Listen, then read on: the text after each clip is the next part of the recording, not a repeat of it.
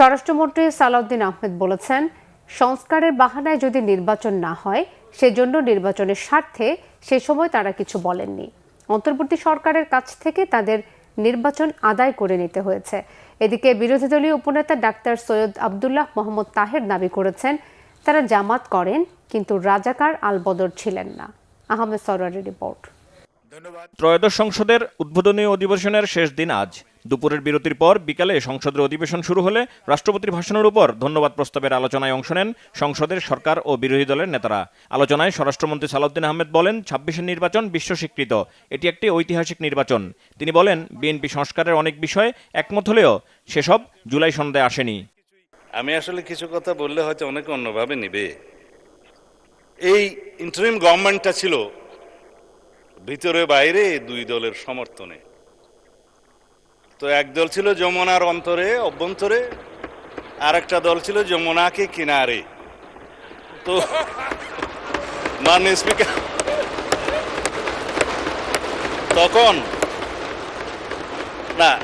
তখন তারা এখন বলতে পারে যে আগে কি সুন্দর দিন কাটাইতাম, এখন নাই। আমি এই ভাষায় বলতে চাচ্ছি না, আগে যা ভালো ছিল তা হঠাৎ করে এখন মন্দ হলো কিভাবে, এটা স্ববিরোধিতা। মাননীয় স্পিকার, এর বেশি বলতে চাই না। আমার নতুন দলের নতুন বন্ধুরা নতুন বন্দোবস্তের নতুন রাজনীতি করছে, পুরানো বন্দোবস্তের আদলে। জুলাই যোদ্ধারা আওয়ামী যোদ্ধার সাথে সাক্ষাৎ মোলাকাত করতে যায় চট্টগ্রামে, আমি বলতে চাচ্ছি না, এটা আমার বলা ঠিকও না। সুতরাং বন্দোবস্ত নতুন হলে রীতিনীতি সুরত আদলও নতুন হতে হবে। এটা মানে স্পিকার, আমি অনুরোধ করব যাতে এগুলাতে কেউ মনে না করে আর কি। যাই হোক, সেই অন্তর্বর্তীকালীন সরকারের মেয়াদ তো একটা অনির্ধারিত না হলেও এটা নির্ধারণ জনগণ করে দিয়েছিল। কেউ কেউ নির্বাচন তখন চায় নাই, কিন্তু নির্বাচন আদায় করে নিতে হয়েছে। মানে স্পিকার, এখানে সেটা দেশের ইতিহাস সাক্ষী দেবে। ইন্টারিম গভর্নমেন্টের সময় তিনটা শব্দ খুব বেশি বাজার পেয়েছে, একটা হচ্ছে সংস্কার, আর একটা হচ্ছে বিচার, আর একটা হচ্ছে নির্বাচন। তবে নির্বাচনটা বলেছে যে সংস্কার এবং বিচার সমাপ্ত হওয়ার পরে যদি কোনো সময় হলেও হতে পারে, এইভাবে ছিল নির্বাচনের বিষয়টা। তো সংস্কারের জন্য শ্বেত শুভ্র কেশের আমার কিছু বড় ভাই বুদ্ধিজীবী বিদেশ থেকে অবতরণ হয়েছিল, নাম যেহেতু এখানে উপস্থিত নেই নিতে পারবো না মানে স্পিকার। তারা মাথায় টুপি ভর্তি করে অলৌকিক কিছু সংস্কার নিয়ে দেশে অবতরণ করলে পরে আমরা সংস্কার কমিশনে আলাপ আলোচনা করতে করতে করতে করতে এই জুলাই জাতীয় সনদটা এই পর্যন্ত প্রণয়ন হয়েছে। এখানে একটা বিষয় উঠে এসছে, মনে হয় মাননীয় সদস্য তাহের সাহেবের বক্তৃতার মধ্যে, যে নোট অফ ডিসেন্ট দেওয়ার কথা তো ছিল না সম্মতভাবে। এখানে জুনায়েদ সাহেব বক্তৃতা দিয়েছিলেন, যখন ৭০ অনুচ্ছেদের বিষয়টা প্রথম ডিসাইডেড হয় ঐকমত্য কমিশনের, জাতীয় ঐকমত্য কমিশনের প্রথম দিকের সবাই, তখন সবাই নোট অফ ডিসেন্ট সহ এইভাবে ঐকমত্য হলেন যে দুইটা বিষয়ে সবাই একমত। তবে বিএনপি সহ কয়টা দল আরও মনে করে সংবিধান সংশোধনী এবং জাতীয় নিরাপত্তার বিষয়টি এই ৭০ অনুচ্ছেদের ভিতরে থাকতে হবে। সেই দিন থেকে ডিসাইড হলো নোট অফ ডিসেন্ট সহকারে জুলাই জাতীয় সনদ প্রণীত হবে, এবং নোট অন ডিসেন্ট সহকারে আপনারা স্বাক্ষর করেছেন, এখানে স্বাক্ষর আছে বড় বড় হাতের স্বাক্ষর, আমরাও স্বাক্ষর করেছি। আসুন সেই জুলাই সনদকে বাস্তবায়ন করি। স্পিকার, আমাদের একটা তাগাদা ছিল যে এরা সংস্কারের বাহানায় যদি নির্বাচনটা না হতে দেয়, সেজন্য আমরা সবকিছুতে আপোষ করে জুলাই জাতীয় সনদেও স্বাক্ষর করেছি।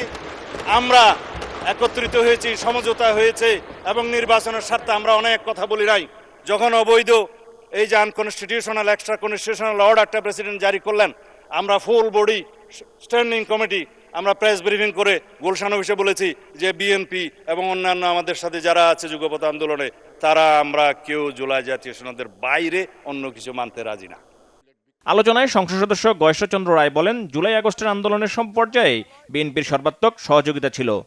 দুইটি আন্দোলন হয়েছে, ছাত্রদের, সাধারণ ছাত্রদের কোটা বিরোধী, একটা ভিপি নুরের নেতৃত্বে।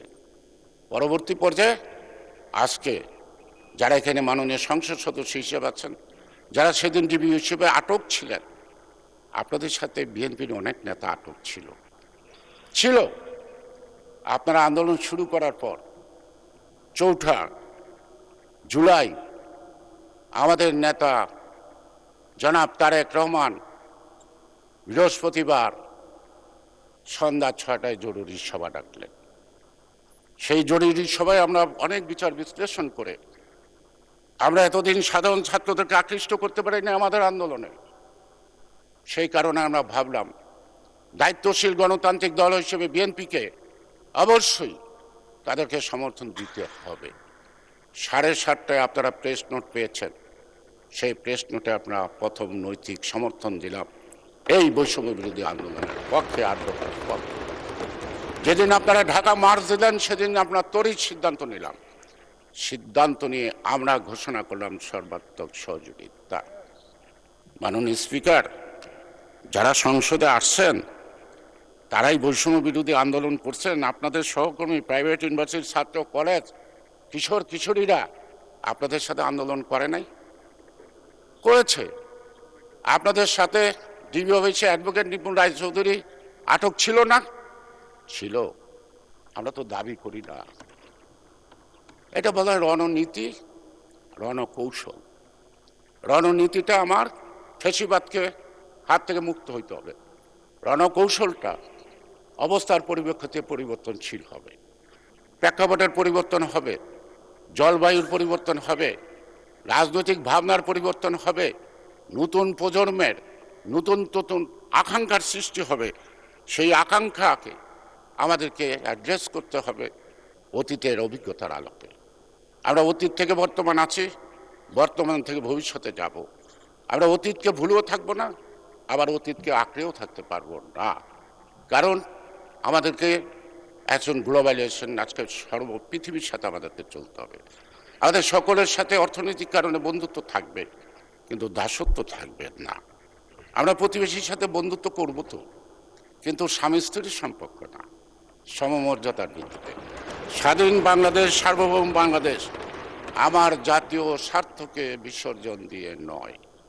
আলোচনায় বিরোধী দলীয় উপনেতা ডক্টর সৈয়দ আব্দুল্লাহ মোহাম্মদ তাহের বলেন, দেশ গঠনে সরকার ও বিরোধী দল সবাইকে একসাথে কাজ করতে হবে। নিজেদের মধ্যে ছোটখাটো ভুলগুলো ঠিক করে নেওয়া উচিত। ইফিসিয়েন্সি থাকে, সততা থাকে এবং পরিশ্রম করে, তাহলে যে কোনো প্রতিষ্ঠানে গ্রো করবে, এটা আমরা চাই। আজকে সরকারি দল এই তিনটি বিষয়কে এনশিওর করে যদি বাংলাদেশকে উন্নতির দিকে নিয়ে যেতে পারেন, আমরা অবশ্যই ওয়েলকাম করবে, মানুষ ওয়েলকাম করবে এবং এটা সকলের জন্য কল্যাণ করবে।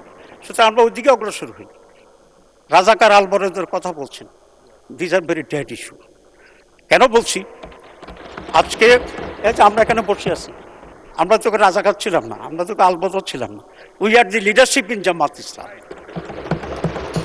যদি আপনি সেভাবে মুক্তিযুদ্ধের কথা বলেন, আমিও একজন শিশু মুক্তিযোদ্ধা। দুই দলের ভিতরেই সম্পর্কের হানি ঘটলো। 96 আমরা আলাদা ইলেকশন করলাম এবং পরিণতি আমরা সকলে জানি। এবার কিছুটা লক্ষণ দেখা যাচ্ছে এবং এইরকম ঘটনা যদি ঘটতে থাকে তাহলে এটা কোন দিকে পরিণতি নিয়ে যাবে সেটা আমরা আশঙ্কা করি। আমরা চাই এই সংসদ, এই সরকার, আমরা সকলে মিলে একটা সুস্থভাবে, সুস্থ ধারায় কন্টিনিউ করতে থাকি। আলোচনায় অংশ নিয়ে অর্থমন্ত্রী বলেন, বিএনপির কোনো ব্যাংক নেই, কাদের আছে মানুষ তা জানে। বিএনপির যারা ব্যবসায়ী আছে তারা কেউ ব্যবসা করতে পারে না। তাদেরকে ব্যাংকের স্যাংশন করা লোন পর্যন্ত দেওয়া হয় না। লোন স্যাংশন হয়ে গেছে কিন্তু লোন দেওয়া হবে না। তাদের লোন অ্যামাউন্ট, লোনের সময়, ঋণের সময় যখন শেষ হয়ে গেছে এক্সটেনশন করা হবে না। যত ধরনের বাধা বিপত্তি সৃষ্টি করা যায় ব্যাংকিং সিস্টেমে, এই বিএনপির নেতা কর্মীদের বিরুদ্ধে সেটা করা হয়েছে। মাননীয় স্পিকার, তাদের গ্যাসের লাইন কেটে দেওয়া হয়েছে, ইলেকট্রিসিটি লাইন কেটে দেওয়া হয়েছে। এই বিএনপি নেতা যাদেরকে খেলাপি বলা হচ্ছে, তারা এই দীর্ঘ সময়ে অনেকে পালিয়ে বেরিয়েছে, বাড়িতে থাকতে পারে না, তাদের ব্যবসা প্রতিষ্ঠান বন্ধ করে দিতে হয়েছে, অনেকে জেলের মধ্যে অবস্থান করেছেন। মাননীয় স্পিকার, এই হচ্ছে বিএনপির অবস্থা। তারা কেন ঋণ খেলাপি হয়েছে, তাদেরকে কেন আজকে ঋণ খেলাপি হিসেবে আখ্যায়িত করা হচ্ছে। আবার অনেক দল আছে তাদের নাকি ব্যাংকও আছে। তো বিএনপির তো কোনো ব্যাংক নাই। বিএনপির কোনো ব্যাংক আছে? বাংলাদেশের এটা জনমুখে প্রচারিত, এটা সবার জানা আছে তাদের নাকি ব্যাংক আছে। তো তাদের যদি ব্যাংক থাকে তাহলে তাদের দলের সদস্যদের ঋণ খেলাপি হওয়ার তো সুযোগ নাই। আহমেদ সরওয়ার, বাংলা ভিশন, ঢাকা।